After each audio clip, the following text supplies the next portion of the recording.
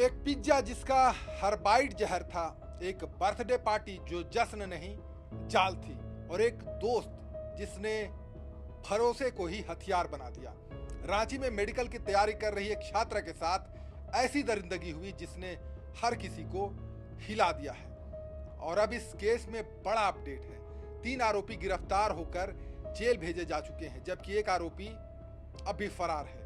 आज रांची के city SP ने प्रेस कॉन्फ्रेंस में जो खुलासा किया वो इस पूरे केस को और ज्यादा खौफनाक बना रहा है कि उनको बर्थडे पार्टी में कुछ नशीला पदार्थ दिया गया हो, क्योंकि केक खाने के बाद और पिज्जा खाने के बाद ही उनकी तबीयत थोड़ी बिगड़ी थी और ज्यादा बिगड़ी थी, और उनको अनकॉन्शियसनेस होने लगा था और उनको शिवरिंग होने लगी थी।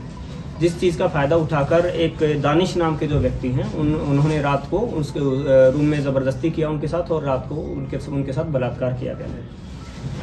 महिला से जब पूछा गया कि आपने इतना लेट इन्फॉर्म क्यों किया, तो जो विक्टिम है वो काफी डर गई थी। उन्होंने अपनी, लेकिन जो जिसकी बर्थडे पार्टी में वो गई थी, ओली विश्वकर्मा, तो अपनी फ्रेंड को उन्होंने सूचित किया था नेक्स्ट डे मॉर्निंग ही।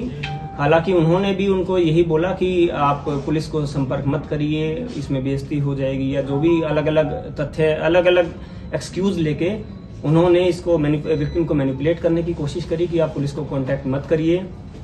और उनके द्वारा और भी ऐसे हमारे पास एविडेंस सामने आए हैं जिसमें जो ओली विश्वकर्मा जो हैं उन्होंने एविडेंस छुपाने की कोशिश करी है, और उनका जो कनाइवेंस है इस क्राइम में उससे इनकार नहीं किया जा सकता है। ओली की जो ये बर्थडे पार्टी थी उसको होस्ट करने वाले उसका ओली का एक बॉयफ्रेंड है शादाब ने ये पार्टी होस्ट करी थी। वो अभी गिरफ्त से बाहर है। उनकी जो इस क्राइम में कनाइवेंस है उससे भी अभी तक इनकार नहीं किया जा सकता है, तथा अभी वो फरार है। जो मेन जो एक्यूज्ड है दानिश, जिन्होंने इस घटना को कारित किया, और उनके एक साथी हैं फहद का भी काफ़ी रोल इसमें आ रहा है, और फहद का भी जो एविडेंस को छुपाने में उसका रोल आ रहा है। साथ ही साथ इस क्राइम को फैसिलिटेट करने में भी फहद का रोल आ रहा है। इसी कारण से 3 व्यक्तियों को गिरफ्तार करके पुलिस के द्वारा उनको जेल भेजा जा रहा है, जिसमें 9 अप्रैल शाम के करीब 5 बजे थे। पीड़िता के पास फोन आता है, यार बर्थडे पार्टी है, जरूर आना, सिर्फ हम लोग रहेंगे।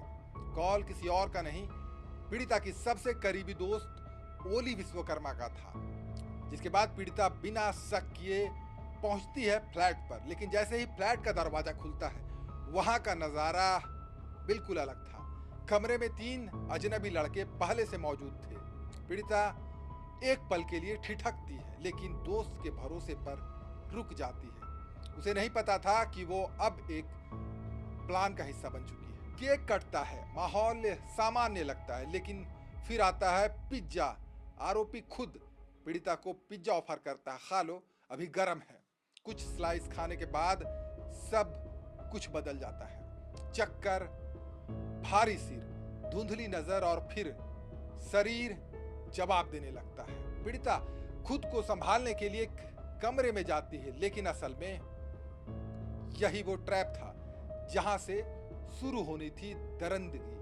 और अब बंद होता है कमरा, बाहर चल रही होती है पार्टी, और अंदर एक लड़की बेहोशी से लड़ रही होती है, और उसी हालत का फायदा उठाकर आरोपी उसके साथ दरिंदगी करता है। ये सिर्फ एक अपराध नहीं था, ये पूरी तरह से टूटा हुआ भरोसा था। और अगले 2 दिन पीड़िता खामोश रही, चुप रही, क्योंकि उसे डर था, क्योंकि सदमा था, क्योंकि भरोसा टूट चुका था। लेकिन जब शरीर ने जवाब देना शुरू किया तब सच बाहर आया। अस्पताल, इलाज, और फिर पुलिस की एंट्री। 12 अप्रैल को एफआईआर दर्ज होता है, और इसके बाद पुलिस हरकत में आती है। सिटी एसपी के मुताबिक मुख्य आरोपी गिरफ्तार हो चुका है, एक और आरोपी पकड़ा गया है, और सबसे बड़ा ट्विस्ट, पीड़िता की दोस्त जिसने उसे बुलाया था वो भी गिरफ्तार कर ली गई है। एक आरोपी अभी भी फरार है, जिसकी तलाश जारी है। और अब जांच के सबसे बड़े सवाल, क्या पिज्जा में जानबूझकर नशा मिलाया गया था? क्या यह सब पहले से तय प्लान था? क्या बाकी लोग सब कुछ जानते थे? मेडिकल रिपोर्ट से संकेत मिल रहे हैं कि नशीला पदार्थ इस्तेमाल किया गया था, और अगर ये साबित होता है तो समझ लीजिए ये केस और गंभीर हो जाएगा। जैसे ही ये मामला सामने आया, सियासत ने भी एंट्री ले ली है। बीजेपी ने प्रेस कॉन्फ्रेंस कर मांग की है, पीड़िता को सुरक्षा दी जाए, सभी आरोपियों की गिरफ्तारी हो, फास्ट ट्रैक कोर्ट में सुनवाई हो, और तुरंत मुआवजा दिया जाए। साथ ही ये भी आरोप कि पीड़िता पर दबाव बनाया जा रहा है। इस केस को लेकर कई जगहों पर लव जिहाद की आशंका भी उठाई जा रही है, लेकिन सच क्या है अभी तक पुलिस ने इस एंगल की पुष्टि नहीं की है। ये सिर्फ आरोप हैं, जांच का हिस्सा नहीं। तो सवाल ये है कि क्या ये क्राइम है जिसे सियासी रंग दिया जा रहा है, या फिर इसके पीछे वाकई कोई बहुत बड़ा पैटर्न छिपा हुआ है। एक पार्टी जो जाल बन गई, एक दोस्त जो साजिश बन गई, और एक शहर जो अब जवाब मांग रहा है। क्या इस दरिंदगी के हर चेहरे बेनकाब होंगे या सच भी कहीं दब जाएगा?